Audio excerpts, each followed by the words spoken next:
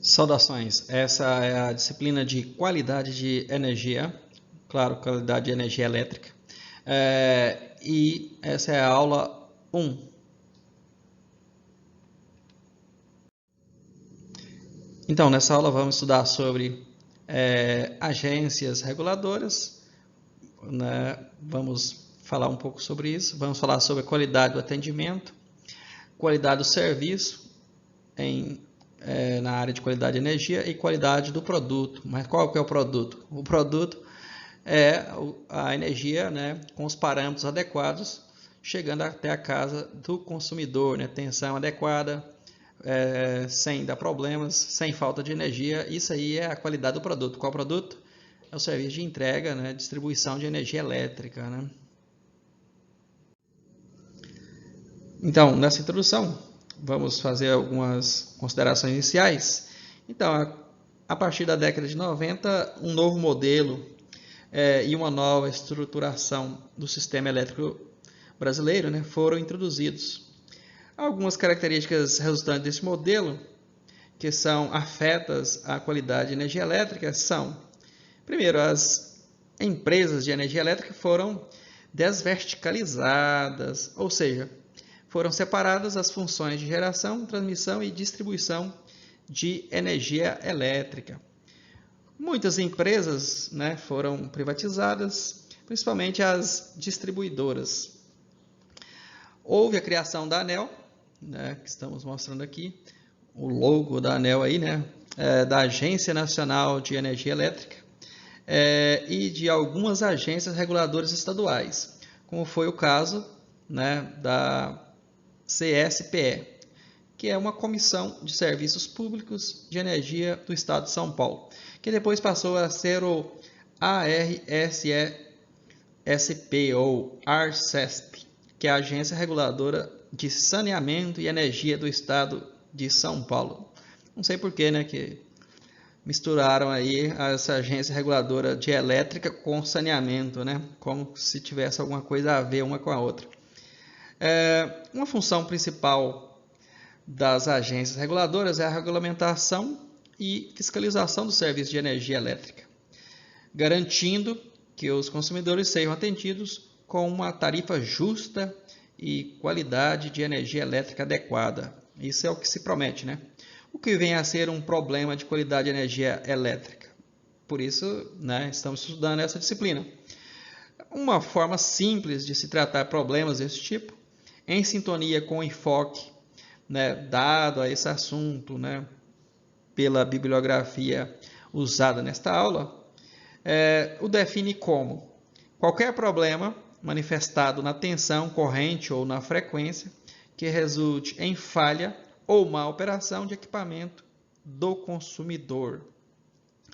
Então, é muito comum diferenciar três conceitos muito usados que são afetos à qualidade do fornecimento de energia elétrica. Quais sejam a qualidade de atendimento, a qualidade de serviço e a qualidade do produto, conforme, né, vamos ver aqui. Então, esse diagrama, né, fornece, em resumo, né, a qualidade do fornecimento de energia elétrica. Então, temos primeiro o produto, que é entregue, né, ao cliente, que seria a forma de onda. Entretanto, né, pode acontecer o que? Uma falha, né, do serviço. Ou seja, pode acontecer, a qualidade da energia pode estar abaixo do esperado, né? Seja o tempo de fornecimento com falhas repetidas, níveis inadequados de frequência, de tensão. Então, tem um atendimento comercial, né, que são os dispositivos de comunicação e de correção, né, das equipes de manutenção para eliminar essas falhas, né, e dar um produto da melhor qualidade possível. Então, é um ciclo, né? Então, tem que ter, né, vários procedimentos aí para evitar, né, o colapso do sistema ou uma qualidade que resulte em prejuízos para os clientes, né, queimando equipamentos e assim por diante. Então, essa qualidade aí, né, a qualidade do atendimento se concentra no relacionamento comercial entre a empresa e o cliente.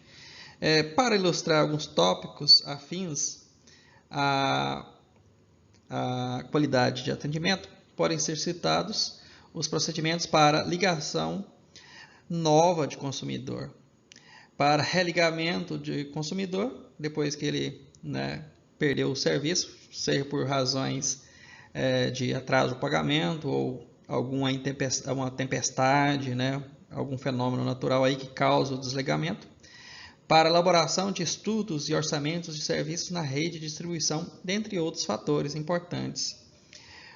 Uma forma de mensurar esses atributos é através do tempo médio, para realizar cada uma dessas atividades comerciais. Apesar de importante aspecto da qualidade de fornecimento, a qualidade de atendimento não é considerada geralmente na bibliografia. Por quê? Porque não afeta diretamente o produto, que é o nosso enfoque da engenharia. E como não tem concorrência geralmente na distribuição de energia, é porque às vezes geralmente tem um monopólio, uma única distribuidora por estado, então realmente nenhuma faz questão de fazer o melhor atendimento possível ou o melhor serviço possível. Então, continuando, a qualidade do serviço pode ser basicamente entendida como a continuidade do fornecimento. Então, lidando basicamente com as interrupções no sistema elétrico, provocadas por falhas no sistema para manutenção corretiva e, às vezes, por atividade de manutenção programada, manutenção preventiva, em função de serviços necessários a serem realizados no sistema. São muitos os indicadores que se relacionam à continuidade do serviço, e esses serão propriamente definidos na próxima aula, na aula 2. A qualidade do produto, que é caracterizada basicamente pela forma de onda de tensão dos componentes de um sistema trifásico, também é chamada de qualidade da tensão. Contempla principalmente alguns fenômenos. Então, o primeiro fenômeno importante é a variação de frequência. A tensão de fornecimento deve operar com frequência em valor pré-determinados, ou seja, em 60 Hz. No Brasil, claro, tem os países vizinhos aqui que são atendidos em 50 Hz. Então, a energia que o Brasil compra, por exemplo, do Paraguai, ela tem que ser retificada e enviada para o Brasil e depois usar um inversor de frequência para usá-la na forma alternada de novo.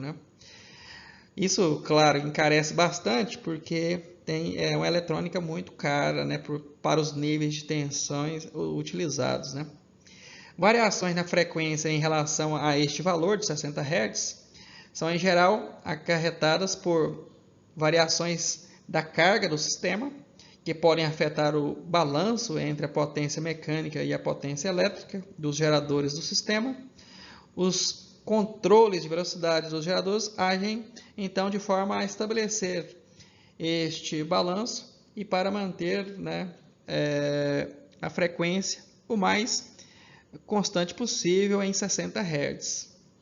Variações de frequência podem impactar o funcionamento de vários equipamentos, em particular, por exemplo, na conexão de alguns tipos de geração distribuída.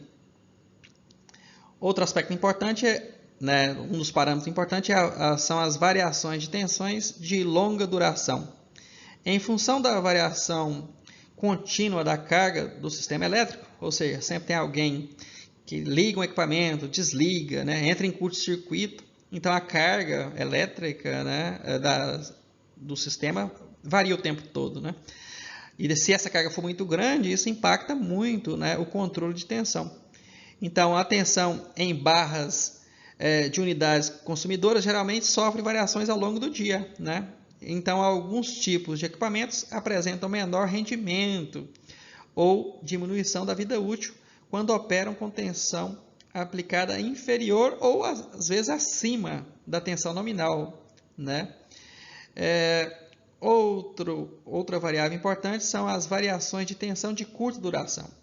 São aquelas variações nos níveis de tensão acarretadas principalmente por faltas. Ou seja, o que é uma falta? Geralmente é um curto-circuito, né? Pode ser um curto-circuito monofásico, bifásico terra, ou trifásico, ou bifásico, né? Terra ou bifásico puro, por faltas no sistema elétrico ou por outros tipos de eventos, como é o caso, por exemplo, da partida de grandes motores ligados ao sistema de distribuição. Ou seja, até a NBR 5410 recomenda, né, ou determina que motores acima de 5 CV, quando vão ser, né, ter partida com carga mecânica acoplada ao eixo, se usa um método de partida, né, seja a estrela triângulo, ou um soft starter, ou um inversor de frequência, ou, né, uma chave compensadora, que é um autotransformador para reduzir a corrente de partida e reduzir o impacto dentro da empresa e para a vizinhança, que também está conectada às vezes ao mesmo transformador. Então, as variações de tensão de curta duração a gente conhece como, com a sigla, né, VTCDs, ou seja, variações de tensão de curta duração. São caracterizadas principalmente por dois parâmetros, que normalmente é a magnitude e a duração, né, do distúrbio. O efeito maior deste fenômeno leva ao mau funcionamento de equipamentos sensíveis, principalmente no caso de afundamentos de tensão, onde o nível de tensão reduz muito. No caso de elevações de tensão, podem ser provocados por danos ou mesmo queima de equipamentos. Valores de magnitude, né, ou amplitude e de duração dos VTCDs, né, medem a sua severidade e devem ser confrontados com o nível de sensibilidade ou susceptibilidade dos equipamentos. Determinados tipos de processos industriais podem sofrer sérias consequências pelas ocorrências de VTCDs. Quando o mau funcionamento de equipamentos sensíveis provoca a parada de processos industriais, pode ocorrer, né, perda de matéria-prima, longo tempo para a reenergização do processo e outros problemas. Porque tem processos, por exemplo, se for parado, pode, né, ocorrer um endurecimento dos componentes, dos ingredientes, e aí depois tem que remover esses ingredientes, esses componentes, né, de alguma mistura química, depois tem que limpar as máquinas, ou se muitas horas depois ficar parado, por exemplo, uma planta que processa alimentos, tem que fazer uma limpeza geral, né, para retirar a contaminação de bactérias, fungos e essas coisas. Então gera muito prejuízo, né? Que em suma podem gerar prejuízos para as empresas, né, da indústria ou produtoras, né? Uma outra variável importante são as distorções harmônicas. Então, falar em componentes harmônicos é falar na série de Fourier. Então, é muito importante pesquisar sobre isso para saber, né, como calcular as componentes harmônicas de uma rede, né, trifásica ou monofásica, ou inclusive aprender a operar os equipamentos usados para esse propósito, né, que medem as harmônicas de uma rede de energia. Então, o que são as distorções harmônicas? Geralmente são distorções em regime permanente ou semi-permanente da forma de onda de tensão ou de corrente, geralmente causadas por dispositivos, né, ou cargas não lineares existentes no sistema. Em geral, são composição de formas de onda periódicas com frequências múltiplas inteiras da fundamental da rede. Qual que é a fundamental da rede? A frequência fundamental é a frequência de 60 Hz no Brasil. A utilização de cargas não lineares provoca o aparecimento de correntes harmônicas que são injetadas no sistema elétrico. A outra adendo é que, então a pergunta, né, qual é uma múltipla da fundamental? Por exemplo, a frequência de 120 Hz, que é 2 vezes a fundamental, né, ou 180 Hz, que são, né, a múltipla ou a terceira harmônica, que é a grande vilã aí, né, dos problemas do sistema de distribuição e de transmissão de energia, né? Mesmo assumindo o sistema elétrico como sendo um sistema linear, teremos quedas de tensão em cada uma das frequências harmônicas, provocando o aparecimento de distorções na forma de onda de tensão.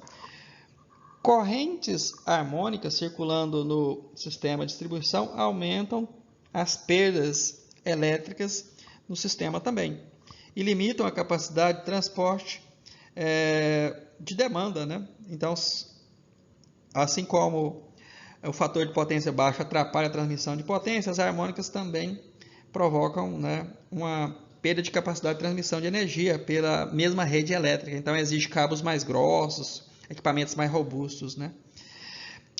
Além da possibilidade de ocorrência de quê? De ressonâncias harmônicas em determinados pontos do sistema, que podem provocar danos às instalações, sobre tensões harmônicas, por exemplo. Distorções harmônicas podem ainda provocar queima de capacitores e fusíveis, pode sobreaquecer os transformadores, motores, pode ocasionar vibrações, né? Vibrações de torque. Então, se tem a vibração do campo magnético, da corrente do campo magnético também, então pode gerar vibrações de torque no motor, então gera vibrações mecânicas, o que pode danificar, né, rolamentos, né, e pode ocasionar falhas nos motores, falha ou operação indevida de disjuntores, além de mau funcionamento de relés de proteção, problemas em controle de equipamentos, interferência telefônica. Hoje em dia, como é digital, é menor a interferência, né? Mas pode causar medições incorretas no sistema de medição, na instrumentação, que monitora a energia elétrica, dentre outros efeitos aí terríveis, né? Então, outra coisa importante que devemos analisar, né, outra variável importante, são os desequilíbrios de tensão e corrente. Esses são variáveis, né, que diz respeito à qualidade da energia. Então, são fenômenos de longa duração, assim como as variações de tensão de longa duração, e ocorrem em sistema trifásico também, devido a diversos fatores, como o modelo de ligação de carga e a assimetria existente nas redes elétricas. Desequilíbrios ocorrem em correntes e tensão trifásica, sempre que ocorram diferenças em módulos ou em ângulo entre as componentes de fase. Desequilíbrios de corrente são comumente originados pelas cargas do sistema. Por exemplo, quando são conectados transformadores de distribuição monofásicos em redes trifásicas. Assim como, né, muitas residências são monofásicas, né, ou bifásicas. Então, elas criam uma distorção com relação, né, às fases conectadas pelos vizinhos, porque nem todos consomem a mesma quantidade, né, de energia, né? Então, afeta o nível de corrência em cada uma das fases em uma mesma rua, né? Obviamente, temos cargas desequilibradas para a rede primária, né? Ocasiona um desequilíbrio na rede primária devido às cargas monofásicas nas redes secundárias de média tensão. Esses desequilíbrios de corrente provocam, né, em função das quedas de tensão na rede, desequilíbrio de tensão. Em redes assimétricas, são exemplos, né, em linhas de transmissão ou distribuição sem transposição. Mesmo que as cargas estejam tudo ok, né, tudo equilibrado, mas se as linhas não forem transpostas, o fluxo magnético, né, induzido de uma fase na outra gera, né, um desequilíbrio entre as próprias fases. Então, tem que fazer duas transposições ao longo da rede, no mínimo, né, duas ou uma quantidade múltipla, né, para eliminar o fluxo concatenado líquido entre as fases.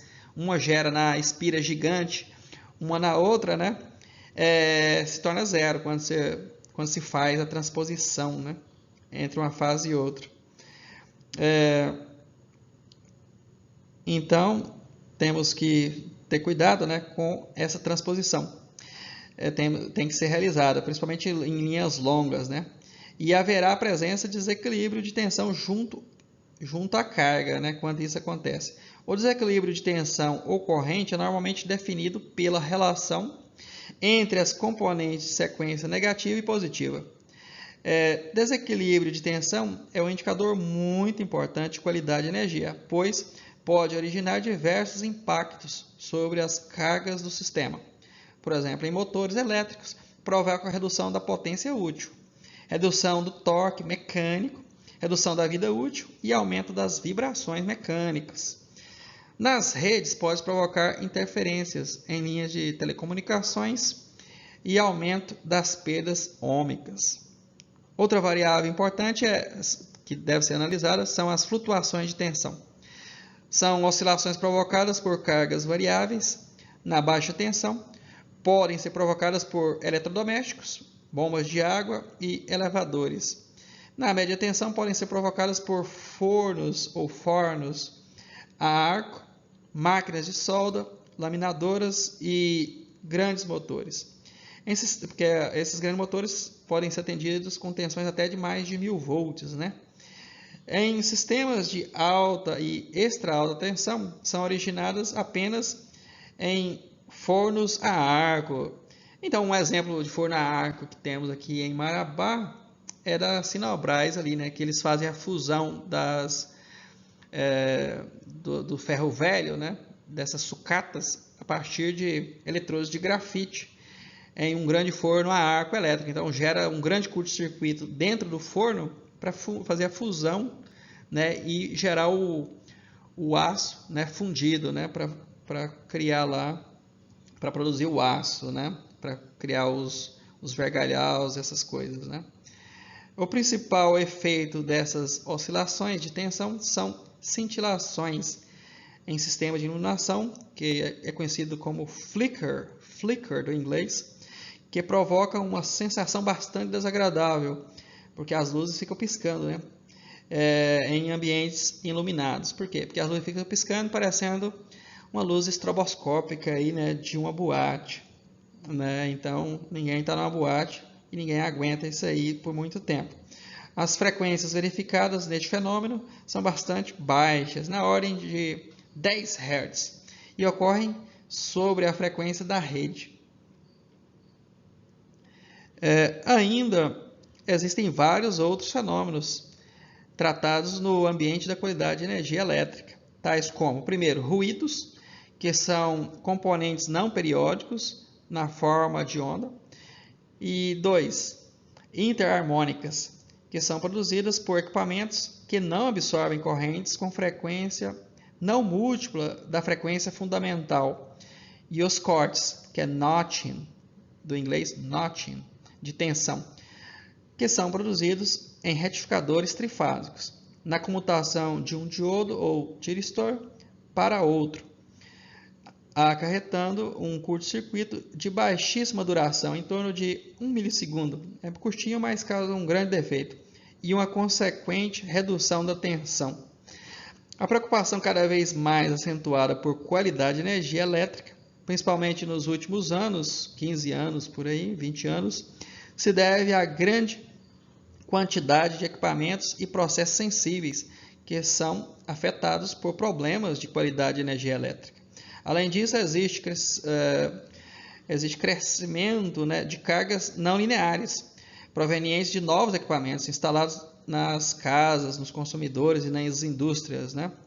A busca por sistemas cada vez mais eficientes e processos cada vez mais produtivos demanda equipamentos que se apresentam para o sistema como cargas não lineares, porque, né, para evitar alguns problemas, usam controladores, né, que obrigam o sistema a fornecer os níveis de tensão adequados. Assim, né, se torna carga não lineares, porque tem um controle de tensão, né, e frequência, às vezes, até de corrente.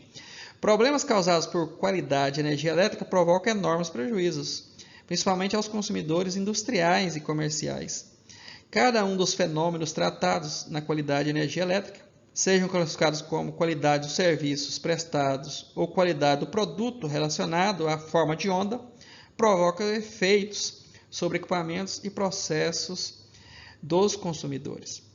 Com o intuito de equilibrar os custos associados com esses prejuízos, as agências reguladoras do mundo inteiro vêm lançando normas e resoluções de forma a regulamentar os indicadores de qualidade de energia elétrica afetos aos pontos de entrega dos consumidores.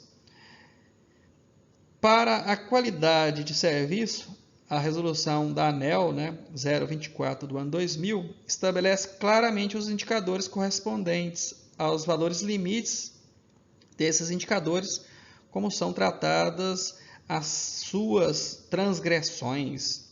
A resolução da ANEEL 505 de 2001 faz o mesmo papel para as variações de tensão de longa duração, definindo faixas de tensão adequada, precárias e crítica para os diferentes níveis de tensão de fornecimento. Então, o PRODIST. Então, o que é o PRODIST? Que é o procedimento de distribuição PRODIST.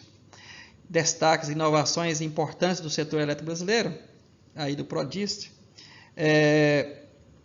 que faz, organiza os procedimentos de distribuição da ANEEL, que está em vigência desde 31 de dezembro de 2008, trata da qualidade de energia em seu módulo 8. Quanto à qualidade do produto, este módulo define a metodologia e caracteriza os fenômenos, os parâmetros e os valores de referência relativos às variações de tensão de longa duração e às perturbações na forma de onda de tensão, estabelecendo mecanismos para fixar padrões correspondentes. Quanto à qualidade do serviço, o módulo 8 estabelece a metodologia para a apuração dos indicadores de continuidade dos tempos de atendimento a ocorrências emergenciais, definindo padrões e responsabilidades, multas e assim por diante. Com o PRODIST, as concessionárias deverão cada vez mais gerenciar seus indicadores de qualidade de energia, seja do ponto de vista especial, isto é, ao longo da rede de distribuição e dos pontos de entrega dos consumidores ou aos consumidores, seja do ponto de vista temporal, isto é, acompanhar a evolução dos indicadores ao longo do tempo. A monitoração ou monitoramento da qualidade da energia elétrica é um assunto bastante amplo. No caso da qualidade de serviço, as concessionárias se baseiam nos registros de ocorrências, cujas informações são provenientes dos telefonemas dos consumidores, dos registros de operação, como o SCADA. Então, o que é um sistema SCADA? Então, aqui é um exemplo de um sistema SCADA. O que é SCADA? Significa Supervisory Control and Data Acquisition is a control system. Então, aqui é um sistema de controle. Então, é um sistema de supervisório, de supervisionamento e controle e aquisição de dados, que você geralmente já tem a indicação das linhas de transmissão, transformadores e assim por diante, em um software, um programa de computador, que às vezes o operador ainda pode, além de monitorar, ele pode atuar no sistema, abrindo chaves, quando for determinado pelo Operador Nacional do Sistema, que é o ONS, ou em caso de emergência. Então, tem registro, ficam registradas essas operações e dá para saber o tempo que foi afetada uma rede, quanto tempo de energia, que faltou energia e assim por diante. Então, não somente telefone, aqui fala de telefone, mas também hoje em dia tem e-mails, tem aplicativos que as pessoas podem solicitar serviços diretamente via internet. Equipes de manutenção no campo também fazem registro, dentre outros, que são todos direcionados aos centros de operação. Esses registros armazenados em bancos de dados específicos permitem com que sejam, a posteriori, depois contabilizados os indicadores relativos às interrupções do fornecimento de energia elétrica, como é o caso da frequência e a duração de interrupções por consumidores, ou por grupo de consumidores. Estes procedimentos são auditados pelo órgão regulador, mas não são necessariamente precisos, pois são afetados por vários fatores, como, por exemplo, o atraso do início dos telefonemas ao centro de operação, né? O ideal seria a contabilização das interrupções em cada consumidor, né? Sem dependência de processos internos da empresa, o que ainda não é possível do ponto de vista econômico. Ou seja, em cada vatiorímetro, né, ou popularmente conhecido como relógio, né, medidor de energia elétrica, ele já poderia ser conectado à internet, que não precisaria nem de um agente para ir lá e fazer a leitura, né, já seria transmitido diretamente, né, via internet do cliente ou uma internet própria, né, feita por Powerline Communication, né, que é a internet enviada pelos próprios cabos de potência. Seria um método, né, que poderia monitorar tanto o tempo, monitorar a quantidade consumida de energia e assim como verificar a qualidade da energia, como medindo os níveis de tensão, corrente, o tempo que faltou energia, né? Então teríamos estatísticas muito melhores. No caso da qualidade do produto, a dependência de medidores ao longo do sistema é ainda mais marcante. A grande maioria dos fenômenos apontados nessa introdução já é mensurável, já é possível medir, e são definidos indicadores que possibilitam análises globais e pontuais da qualidade de energia elétrica. No entanto, os medidores de qualidade de energia, mesmo somente para a determinação e registro de fenômenos relacionados à forma de onda de tensão, ainda são relativamente caros. Com isso, são instalados em alguns poucos locais da rede. No caso dos equipamentos de distribuição, em geral, ou quando possível, são instalados nas subestações de distribuição.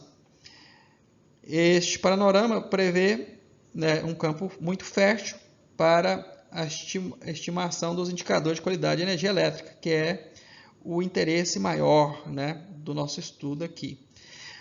Para tanto, diversos métodos foram desenvolvidos que permitem a avaliação dos indicadores baseados em dados históricos de ocorrências da rede de medição,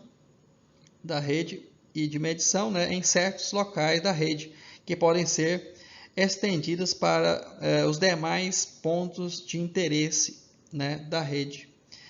A estimação de indicadores de qualidade de serviço parte de modelos clássicos da área de avaliação de confiabilidade de sistemas elétricos, como os métodos analíticos de cortes mínimos e o método de Monte Carlo, que se baseia em taxas de falha e tempos médios de restabelecimento da rede, né, provenientes de dados históricos de ocorrências nas empresas de distribuição. A estimação de indicadores de variação de tensão de longa duração, isso é, em regime permanente, parte de programas convencionais de fluxo de potência, que permitem análise espacial e temporal dos níveis de tensão do sistema de potência, espacial e temporal, né? Os indicadores de variações de tensão de curta duração são baseados em módulos estocásticos. O processo estocástico, né, é uma extensão da estatística, né, que visa estudar processos aleatórios, que se utilizam de programas de curto-circuito e de análise de proteção no sistema elétrico. Os indicadores relacionados às distorções harmônicas partem de fluxo de potência harmônico, que é uma extensão dos programas convencionais em regime permanente. Além disso, todos os indicadores podem ter sua estimação refinada a partir de informações provenientes de medidores adequados instalados em locais específicos da rede.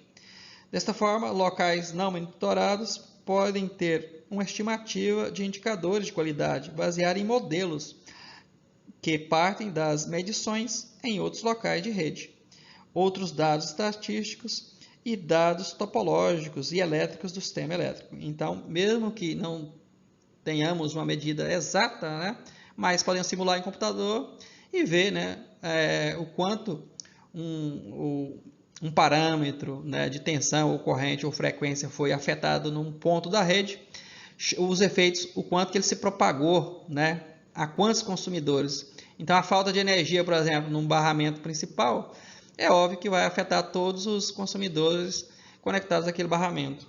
Então, não precisa medir, né, em todos os consumidores para saber que faltou energia lá. É uma dedução óbvia, né? Se o sistema não tiver conectado em anel, né? Porque em anel pode chegar energia pelo outro lado. Então, mas você teria só 2 pontos de medição que você receberia, né? Se faltou energia para muitos consumidores, né? Então, essa é a parte introdutória, né, dessa disciplina. Borrar con el codo lo que escribe con la mano. Eso es todo, amigos. Alles hat ein Ende, nur die Wurst hat es zwei. Das ist alles, Leute.